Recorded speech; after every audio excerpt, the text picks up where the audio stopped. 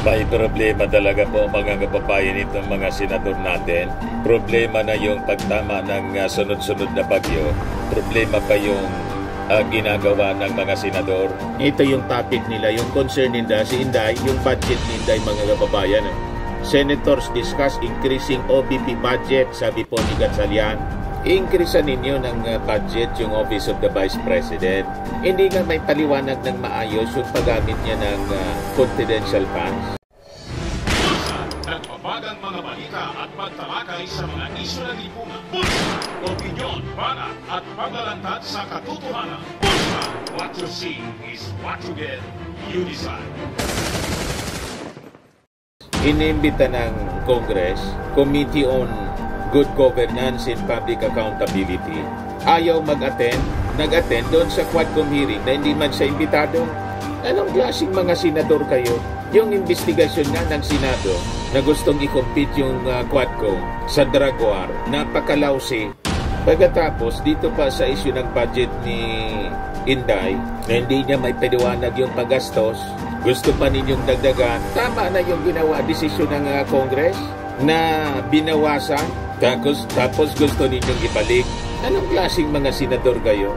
Sana itong budget ni Inday ibigay na lang sa mga nasalanta ng bagyo. Dito nga po sa pananalasa ng bagyong Christine, yung satellite office nila dito, 3 sakong bigas lang yung nilugaw. Ngayon nga may satellite office pa rin sila mga kababayan. Hindi maramdaman dito sa amin sa lungsod ng Legazpi. Parang wala man pong ginagawa. Napaka-tindi ng damage mga kababayan dito sa amin. Buti pa yung Kongreso, automatic. Mantik yung naging reaksyon.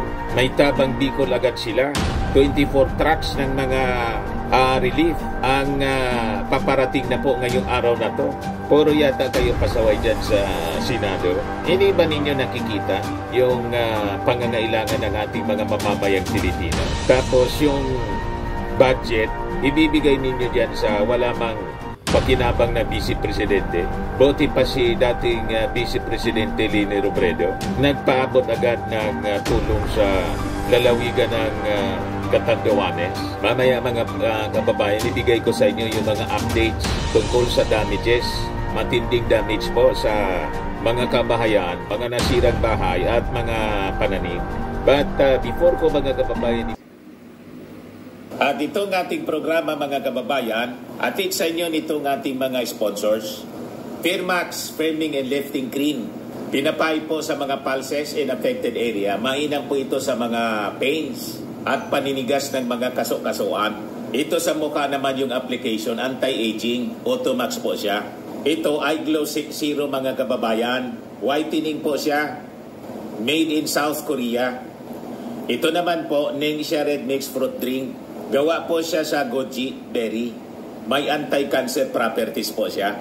At sa mga nagana po ng malinis and spacious fitness gym, pumunta lang po kayo sa aming Colossal Fitness Gym.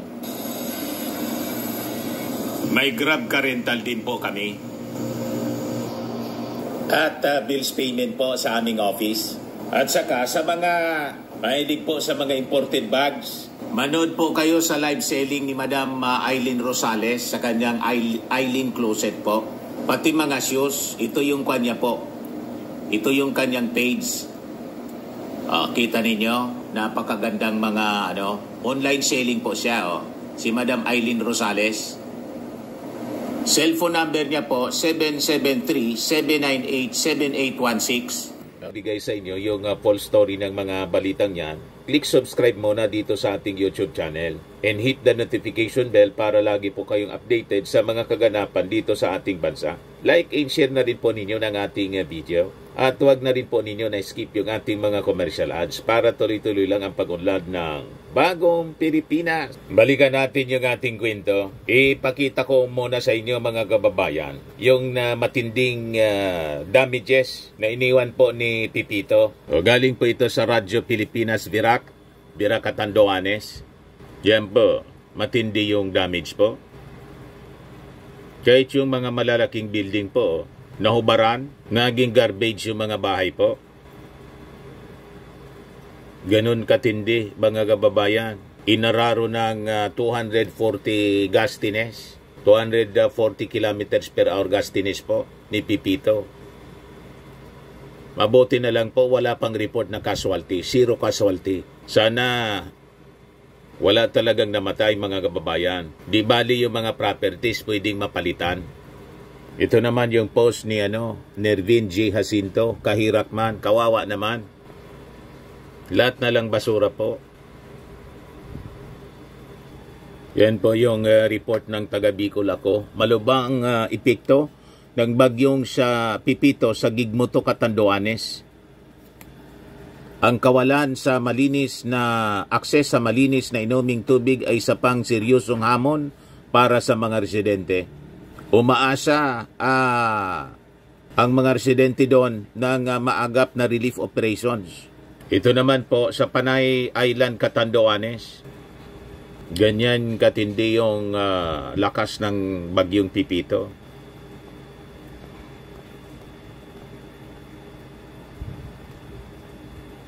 Maliliit kasi yung mga bahay. Yan yung kanilang mga pananim. Grabe yung mga nyug po. Nagsisimula na sila mag-ayos-ayos. Ito sa report ng ABS-CBN, balik na ang mga biyahe mula Tabaco City Port sa Albay papuntang Bira, Catanduanes at San Andres, Catanduanes ngayong Lunes. Maraming truck na mga relief goods ang papunta ngayon sa Catanduanes para mag-atid ng tulong sa mga apektado ng Pipito. Balik na sila sa biyahe. Yan po. Maliwalas na po yung panahon dito. Mainit na po sa amin.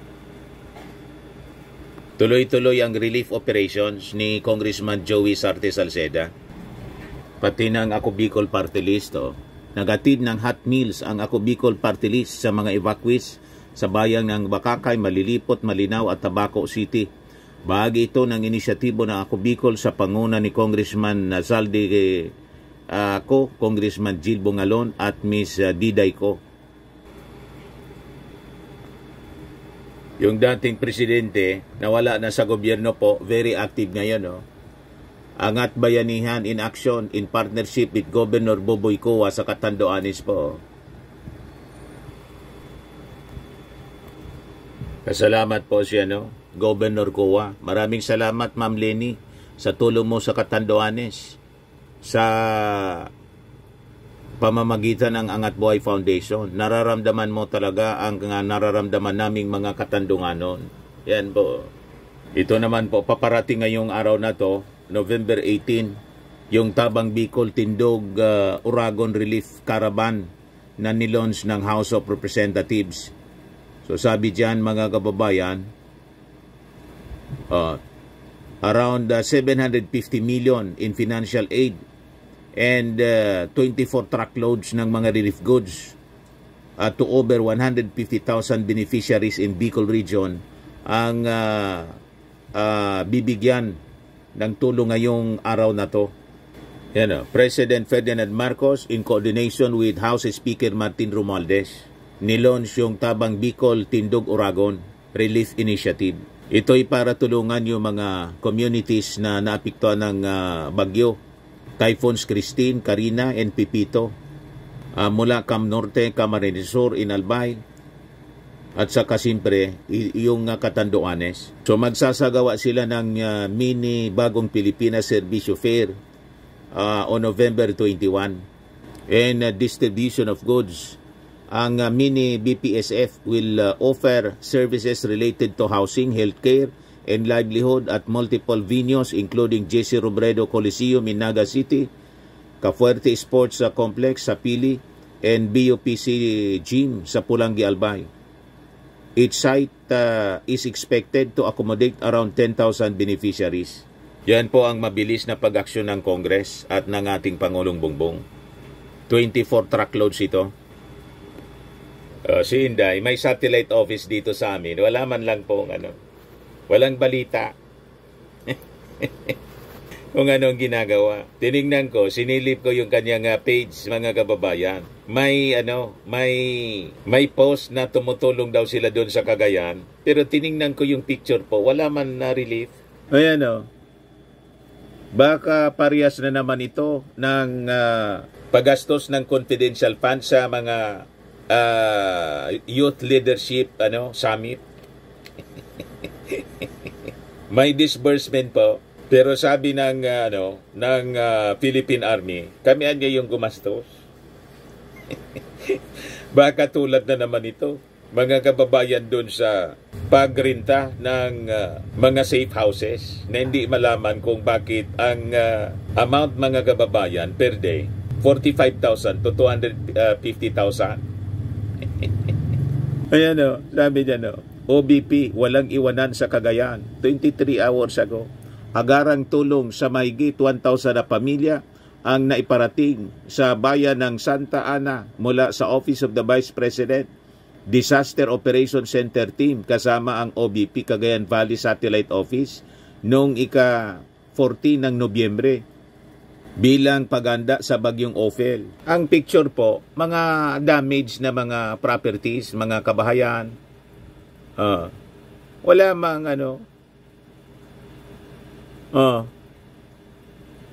ito. Ilan yan? Isa?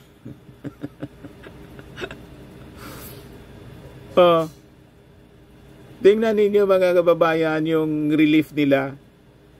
Ito man lang Mabibilang mo lang mga kababayan. Wala man truckloads. Ito. Isang van.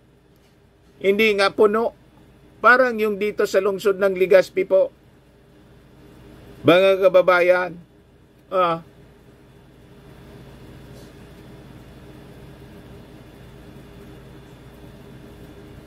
Dito po, yung nilogaw, 3 sako at 10 kahon ng mineral water. Sa panahon ng Christine, mga kababayan. Ewan ko kung magkano yung magiging declaration nun, ang financial report nun sa COA. Kaya nga po, sabi natin, mali itong desisyon ng Congress o ng Senado. Pinag-usapan yung pag-increase sa budget ni Inday. Bakit pa ninyo i-increasean? Hindi nga maipaliwanag yung kanyang paggamit ng confidential funds. Yan sabi ni Gatchalian, pinag-usapan daw nila yung pag-increase ng budget ng Office of the Vice President. Yan po sabi rito sa balita ng Impact Leadership. Senator Win Gatchalian revealed that senators are considering increasing the budget for the Office of the Vice President, Sara Duterte's office, for 2025. Sa interview po ng mainstream media, sabi po ni Gatchalian, may ongoing discussion daw sila of a potential budget increase. Pero hindi man niya ini-specify kung magkano yung idadagdag. As Vice President niya, marami ring lumalapit at humingi ng tulong sa kanya. Nationwide yan. Kapag umiikot ang isang Vice President sa mga kababayan natin, tutulong ka dahil Vice President ka, paliwanag ni Gatchalian. The Senate has already approved the OBP budget of 733 million for 2025, which matches the amount passed by the House of Representatives. This budget was reduced by 1.3 billion pesos after Duterte and her staff opted not to attend the House budget deliberations. Duterte has warned that the budget cut would lead to the layoff of approximately 200 employees. Kailangan pong pakinabang yung mga empleados ninyo. Tapos, justified yung pagtanggal ng pagbawas ng budget niya kasi matigas ang ulo niya Dinisrespect niya yung Congress. Hindi niya maipaliwanag kung paano niya ginastos ang pera ng bayan. Pagtitiwalaan mo ba yan ng pera? Napakalinaw po yung investigasyon ng Kongreso. Ito nga inisa kanya yung mga congressmen. Sabi dyan Young Guns, Islam, Saras, Bodol style in escaping confidential funds probe, submitting affidavit. So hindi nagustuhan po ng mga congressmen yung plano ni Inday na wag na mag-attend ng investigasyon ng House Blue Ribbon Committee. Instead, magsasubmit na lang daw ng sworn affidavit. in response to allegations of her misuse of 612.5 million in confidential funds for 2022 to 2023. So sabi po ni Congressman J. Congo ng Zambales, walang masama sa affidavit niya, pero ang problema ay yung budol style niya. Sinasabing hindi siya inimbitahan, pero ngayong may pagkakataon siyang alinawin ang isyo, ayaw niyang humarap. Kung walang itinatago, bakit hindi kayang sagutin ng harapan ang tanong ng Kongreso at ng taong bayan? Sabi naman po ni Representative Paulo Ortega ng La Union, isang pambubudol na naman ito sa ngalan ng panawagang sumagot si BP Sara dahil gagamitin ang affidavit para makatakas at hindi na mag-appear sa hearing. Hindi ito sapat para linawin ang mga issue ng confidential funds. Harapin niya ang mga tanong ng publiko at ng Kongreso. Tama po. Problematic po yung paggastos ni Inday ng pera ng bayan. Mamimihasa pag inayaan natin ganito. Kaya dapat we support we have to support our congressmen and we have to condemn the actions ng Senado na gusto pang dagdagan yung budget ni Inday. Hindi nga niya may paliwanag ng maayos. Tama po? Pwede bang ganyan? Politika po ang nasa isip ng ating mga senador. Tingin nila kasi may impluensya pa yung mga Duterte na pwedeng yung mga supporters, hindi sila iboto. Sabi ko nga po, kukunti man lang po yung mga DDS. Hindi nga po maka-ipon ng mga tao para mag-people power. Tingnan ninyo yun doon sa EDSA Shrine. Mga 10 lang ang pumupunta doon. Mga vloggers man lang po. You see? Mabuhay ang ating mga congressmen. Yung Senado, kailangan na siguro i-abolish na yan. Sayang pasweldo sa inyo. Pati yung investigasyon ninyo sa Quadcom, sa AGK, wala man lang delikadesa, si Bato at si Bongo, inimbestigan yung kanilang sarili. At yung proceedings, lousy po, malayo po sa Quadcom, yung pamumuno ni Coco Pimentel, patakbo po sa investigation. Buti na lang nandyan si Risa Ontiveros. Si Risa Ontiveros na lang yata ang matino dyan sa Senado. Matino yung pag-iisip. Kaya pati itong si Win Gatchalian po, ikis na natin po, mga kababayan. Sa mga naghanap ng malinis and spacious fitness gym, pumunta lang po kayo sa aming Colossal Fitness Gym. We also offer Grab Car Rental with our brand new 2023 model ng Toyota Innova. We also accept booking for those who are planning to travel via PAL, Cebu Pacific, and other airline companies, local and international, and bills payment for Meralco Bills, PLDT, Aleco Bills, etc. Ang Colossal Fitness Gym is located at 3rd floor Security Bank Building, Landco Business Park, Legazpi City, Albay. For inquiries, look for Chilon Maravillas. Contact number 0966-802-0949. By the way pala, nakalimutan ko. Ibigay ko muna sa inyo, mga kababayan, yung latest update ng Pag-asa. Sa ating lahat, narito ang update ukol sa minomonitor natin na bagyo na si Typhoon Pepito. Sa kasalukuyan niya po ay patuloy ng binabaybay ni Bagyong Pepito yung karagatan, palayo pa dito sa ating kalupaan at hulitong namataan sa layong 145 kilometers west ng Sinait, Ilocos Sur. Taglay nito ay lakas ng hangin na 130 kilometers per hour malapit sa sentro at bugso ng hangin na umaabot sa 160 kilometers per hour. Ito'y kumikilos pahilagang kanluran sa bilis na 30 kilometers per hour at sa kasalukuyan po may kita nga natin dito sa ating satellite animation na bagamat yung sentro ni Bagyong Pepito ay binabaybay na po yung karagatan, is hagip pa rin ng rain bands nito itong area ng Northern Luzon maging yung ilang areas pa ng Central Luzon. So ngayong araw po yung mga areas na ito is makakaranas pa rin ng mga bugso ng mga malalakas na hangin and also ng mga pagulan at moderate to high risk pa rin na storm surge ngayong araw. And nakita po natin throughout this day po habang mas magiging palayo pa si Bagyong Pepito palabas ng ating area of responsibility ay unti-unti na pong aaliwalas yung panahon sa malaking bahagi po ng Luzon at ilang bahagi pa po ng ating bansa. At ayon nga dito sa ating latest forecast track analysis ni Bagyong Pipito, patuloy po itong kikilos generally west-northwestward ngayong araw at lalabas po ito ng ating area of responsibility ngayong umaga or mamayang tanghali. At may kita nga po natin dito sa ating forecast track muli po yung sentro ni Bagyong Pipito is nasa karagatan na, ngunit mapapansin po natin itong area ng yellow circle is hagip pa rin po itong area ng Northern Luzon at ilang bahagi pa ng Central Luzon, kung saan ngayong araw nga po is makakaranas pa rin ng bugso ng mga malalakas na hangin and also ng mga pag-ulan at meron pa rin po tayong moderate to high risk na storm surge na dulot ni Bagyong Pipito.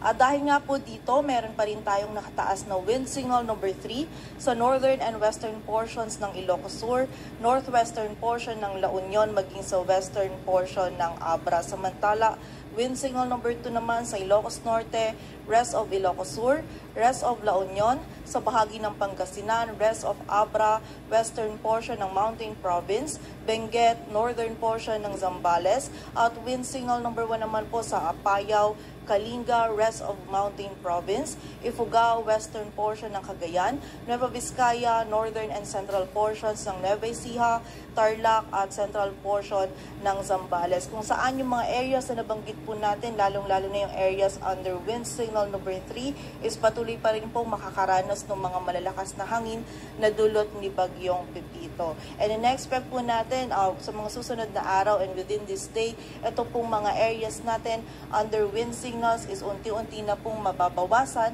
ngunit muli po sa kasalukuyan, meron pa rin tayong mararanasan na bugso ng mga malalakas na hangin sa areas na ito. So patuloy pa rin pong pag-iingat para sa ating mga kababayan.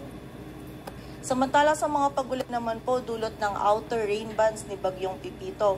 Ngayong araw meron pa rin tayong mga moderate to heavy na pagulan na mararanasan sa Ilocos Sur, La Union, Pangasinan, Zambales, maging sa bahagi din ng Benguet, Tarlac, Nueva Ecija, Aurora at sa Cagayan, Isabela, maging sa area din po ng Batanes. So patuloy pa rin pong pag-iingat para sa ating mga kababayan sa banta po ng mga pagbaha at pagguho ng lupa, lalong-lalo na po yung mga areas natin na malapit sa mga ilog, sapa and also sa mga bulubunduking lugar kung saan posible po tayo or prone po tayo sa mga flash floods or yung pagragasa po ng tubig and also sa mga landslides.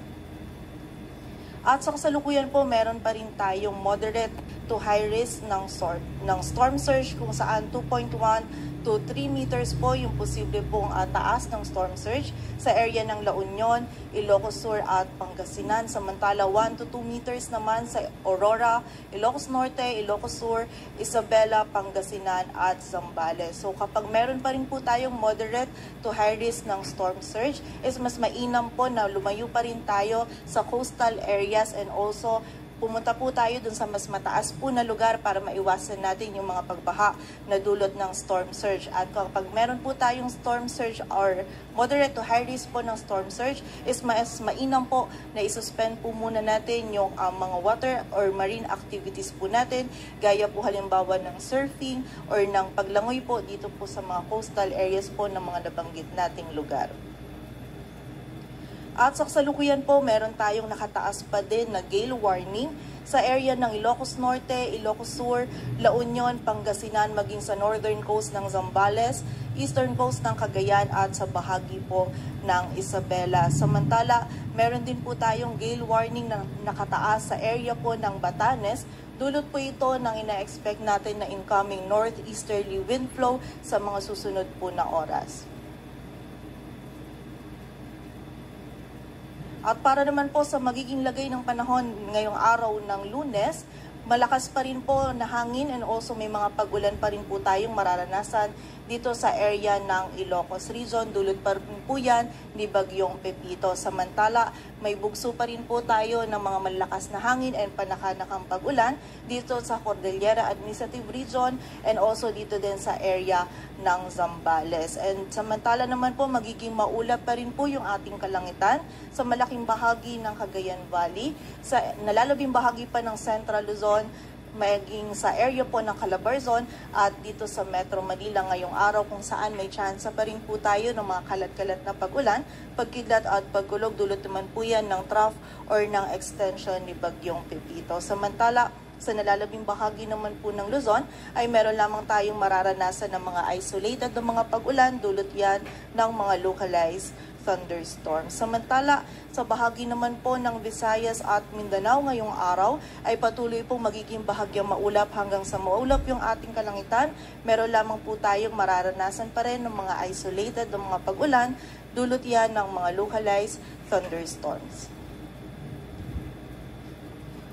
Yan po mga kababayan, yung latest bulletin, palabas na po ng ating bansa. Nasa karagatan na po ng West Philippine Sea si Pepito. So, magsimula na po tayo sa paglilinis sa ating mga kapaligiran, sa mga barangay, mga nasira ng Bagyong Pepito. Ako po si Dante Maravillas. Bye-bye. God bless.